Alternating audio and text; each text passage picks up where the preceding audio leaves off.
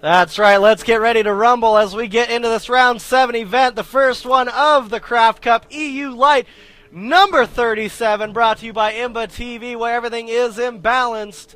I'm MC Duffs, and with me is Jim Rayner, bringing you this epic action as these two players spawn in the farthest rush distance on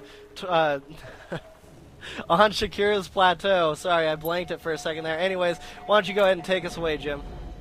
All right, so spawning in the bottom right-hand corner, purple Protoss, top right corner, yellow Terran. This is the 7th round of a 9-round event. This is a best-of-1 series, so this is it. The loser of this game goes home. There are approximately 25 people left in this event, which began with 512 people.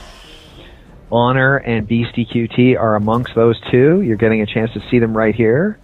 Beasty is building a supply depot in his main base, creating a maze-like structure around his mineral line, which is great for defending against zealots and any other non-ranged units. AiHonor, on the other hand, has warped in a pylon and now a gateway right in his main base. So we're not going to see any trickery or gimmicks from AiHonor. Now, this is a 4-player map, so the players do not know for certain where their opponents are spawning. Also, this is an extremely large map. And so, also, this gives lots of room for expansion. It does make it difficult to do very quick rush-type builds. We're noticing that AiHonor and BeastyQT have sent scouts out into the middle of the map. When they see each other, it'll be interesting to see if they figure out where they're located. Now, BeastyQT continues forward, building in his main base. AiHonor will now discover where BeastyQT is located and will also have complete knowledge of his entire build order, because there's no way anybody could spend any more money than BeastyQT has so far. BeastyQT goes to the top left-hand corner with a scout, discovers there's nothing there, and is still unaware of AiHonor's build order. BeastyQT is cranking out a Marine. Anything you'd like to add at this point, McDuffs? With Beasty being heavily favored on this match with the bets, we see that BeastyQT is, the player, the viewer favored person in this matchup. I'm looking forward to see what AiHonor is going to be able to do as we do, see him as, representing the alien invasion team and being in round 7, and I'm expecting a pretty good match here. Now, it's interesting that AiHonor's first fighting unit is a zealot. His second fighting unit will be a stalker. BeastyQT's second unit producing building will be a factory. So Barracks Factory so far. Probably we're going to see Barracks Factory Starport, which really smart guys like McDuff's over here like to call the 1-1-1 build. That's right.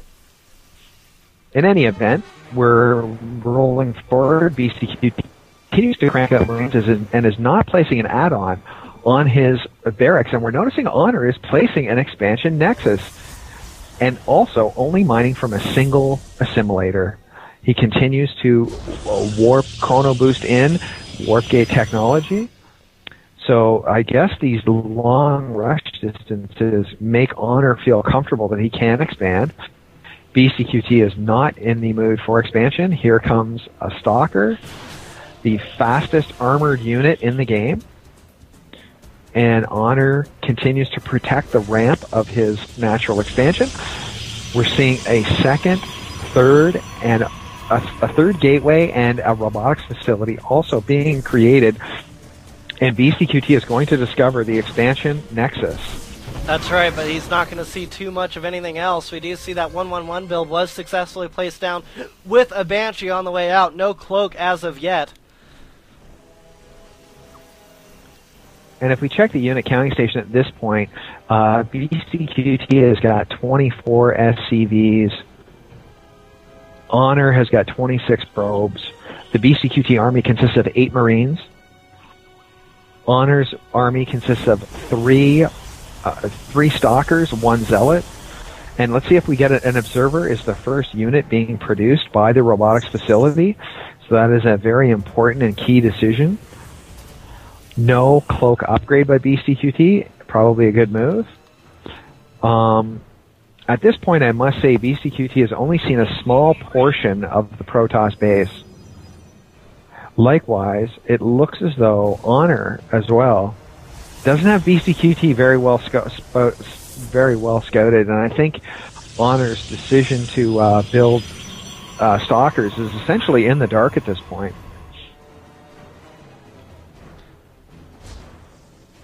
It looks like Siege Tank Tech is going down for BeastyQT as he will start to pump out those siege tanks, and more Banshees are being put out onto the field as well. 1 Banshee, 1 tank, 8 Marines, 5 Stalkers, 2 Observers. Interesting choice there, 2 Observers. One of them is headed straight out into the middle of the field, and a Marine is going to take down this probe. Oh no! Yep, the probe does die. And looking at the income tab, we do see there are only 35 harvesters. Or there are 35 harvesters for our Protoss player, namely AiHonor, and there are 30 harvesters for BeastyQT. Looks like Torre is lagging a little bit today. Fortunately, it wasn't during the fighting. Hopefully, Torre will. And there he goes. I'm out. Scatter. Hey, thanks, Torre. Thanks for leaving, man. No, I was just tabbing a bit too fast, so didn't want to stay in there. Cool. Oh, look at this. This Banshee's in big trouble, man. And it's going to go down right here. Yep. Wow. I'll tell you what, man. I'll tell you what. AiHonor looks like he means business with those Stalkers sniping off Banshees. Now, we're seeing a second and third barracks being planted down. And actually, a barracks was canceled. An observer by AiHonor goes straight through the middle of BeastyQT's base, and now AiHonor has 100% knowledge of BeastyQT's build order. And look at the Raven go after the observer, and the observer quickly scoots away. So it isn't just what you know; it's what you know your opponent knows. That's for sure. Now, a Twilight Council is about 3/4 done. A Forge is also being completed. 46 probes to 39 SCVs right now. 5 warp gates, 1 robotics facility, the Twilight Council with Zealot leg speed being upgraded. A fascinating upgrade choice. Stim pack just about to be completed. The only infantry upgrade for BeastyQT will be the stim pack. No combat shield. Combat shield's actually being researched right now, Jim, Yep. and concussive shells on the way. It will unfortunately be 110 seconds away, though. That's right. So he will be playing quite a while with not many upgrades, and we're seeing a little bit of back and forth. The Banshee by BeastyQT tries to make an effect on AiHonor's money line here, but AiHonor has got just too many Stalkers. Just to be exact, AiHonor's got 8 Stalkers, and BeastyQT's going after that sentry. He takes it out. AiHonor is really protecting his money line, and look, we even see a cannon in the back of AiHonor's base. BeastyQT has got just one Banshee, one Raven. The Raven is now at 150 energy, so it can lay down a defense drone. And look at this as well. Templar Archives is completed. So it looks like AiHonor is going for everything. AiHonor sits at 116 unit count. BeastyQT sits at 110. We're now 12 minutes into this game. We really haven't seen any big offense. McDuff's, anything you'd like to add? You know, it looks like BeastyQT is preparing for some type of offense as he sends out a couple Marines to do some scouting. Look at this observer. I see it all, though. That's right, it will, but it will go down. And those tanks will siege up. And it looks like BeastyQT is going to try to kite his opponent into those tanks as he unsieges a few of them. These high-speed zealots are going to be very hard for BeastyQT to handle. That's right. The point defense drone will be able to provide some great offense and defense for BeastyQT's. Oh, these zealots are going to be. There we go. Oh, and look at that! So we saw some High Templar throwing down some feedback there on the Raven. The Raven is down lower life, but it looks like BeastyQT is going to push forward here. I tell you what, BeastyQT took AiHonor's hardest shot and lived. And all these siege tanks are now very dangerous and going to be very tough to deal with. That's right. We do see that Templar Archives is chrono boosting out some Storm The Stalkers do not have Blink, and no Blink research is underway. Oh, and these Marauders going to cause some trouble for these High Templars, and both those High Templars go down. And look at this Marauder marauding right into the main base. And let's see if BeastyQT can move his tanks forward now that Protoss is on the defensive. It's going to come down to a micro battle here. And look at this. Basically what we've got here, 16 Stalkers, 9 Zealots versus 7 tanks, 17 Marines, and 1 Raven. That Raven has got 49 energy, so it cannot lay down a defense drone. And look at all these Immortals as well.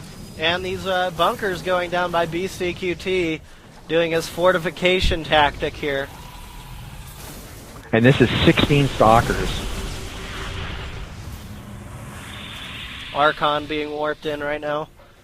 BeastyQT continues to roll forward. We see a third base by the Beast. Also, in the background, it's 60 pros versus 53 SCVs. Both players are mining off of 2 bases. Both players are mining off of 4 refineries. And look at this, more bunkers to go down by BeastyQT. And look at all these pylons. Right now, Protoss is... Oh, look at this. Here we go. Looks like Protoss is going to push forward here. And you know what? It looks like BeastyQT is taking some heavy damage. As Protoss moves forward, AiHonor pushing forward, taking out all these tanks. Is he going to be able to successfully take out the last of these tanks? It's almost a dead eat. No, BeastyQT is going to barely win this fight. That's right. And now he's going to press forward. Here we go. Stim pack going in. And this is a force of 8 Marauders, as well as about 5 Marines. And he's going after the pylons because he wants to supply block Protoss. The problem is Protoss is down 60 by 60 unit count. So that is not going to hurt him. Taking out the pylons will not hurt Protoss. Protoss only has 82 units and a unit cap of 160. BeastyQT continues to stream in units. He's going to build 3 more barracks in the middle of the battlefield along with another factory. Now the other thing is there is an observer by AiHonor over top of BeastyQT's third base. Right now BeastyQT has 54 SCVs and he is mining off of essentially 3 different bases, whereas Protoss is mining only off of 2 bases. Protoss is desperate, and he's got to do a big move here, and he's really got to push back because Protoss economy is in big trouble. Oh, nice storm goes down, but the storm actually takes out some of those Zealots. Wasn't the best of storms, Jim. These Marauders turn toss the goo. And there it is. GG is called out from AiHonor, meaning BeastyQT is going on into the semi-final matches.